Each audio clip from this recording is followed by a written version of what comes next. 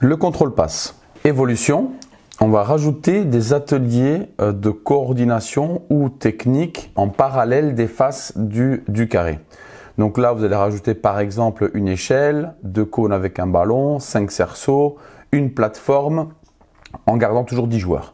Le carré fait toujours 12 mètres sur 12, la structure est la même et on peut le faire pendant 15 minutes ou bien faire 7 minutes la première partie, donc on va à droite, on va à gauche et puis évoluer vers le même exercice plus les ateliers. Alors les consignes, c'est toujours un contrôle passe en 3/4, d'accord, et on suit le ballon.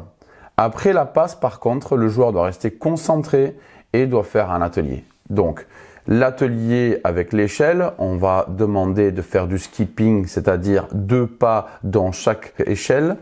Ensuite, quand il arrive au 8, il doit prendre le ballon le plus vite que possible, faire le tour des 2 cônes en utilisant le pied gauche et le pied droit. Quand il arrive sur la plateforme, il doit faire des pas chassés avec un skipping latéral sur la plateforme. Et après, quand il arrive au cerceau, il doit sauter donc sur la pointe des pieds avec un pied dans chaque cerceau. Bien évidemment, à chaque passage, on peut leur demander de changer de pied. Ce qui est important, c'est de demander aux joueurs d'être focalisés. Donc, il doit non seulement être focalisé sur la qualité technique, mais aussi sur quel exercice il doit faire et de le faire convenablement.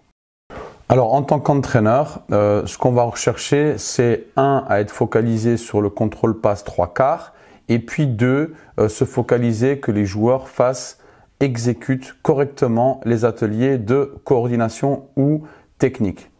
Alors, quelles sont les corrections qu'on amène? Accélérer dans l'enchaînement, c'est-à-dire entre le contrôle et le passe, aller de plus en plus vite. Et surtout après la passe, enchaîner rapidement vers l'atelier technique ou de coordination. Pendant l'atelier, donc quel que soit l'atelier, regardez le deuxième ballon. Pourquoi? Parce qu'il se peut qu'avec le deuxième, si vous mettez 2 ou 3 ballons, le ballon pourrait arriver. Ça oblige le joueur à être concentré sur un autre objectif que l'atelier qu'il est en train de faire. C'est un peu comme en match, quand on se déplace, on doit être capable de gérer le positionnement du ballon et gérer la problématique de l'adversaire. Ensuite, il y a la conduite de balle, utiliser le pied gauche et le pied droit, garder toujours le dos bien droit dans les ateliers de skipping, le plateau et les cerceaux. On utilise la bonne surface de contact sur le contrôle, on utilise l'intérieur du pied, très important.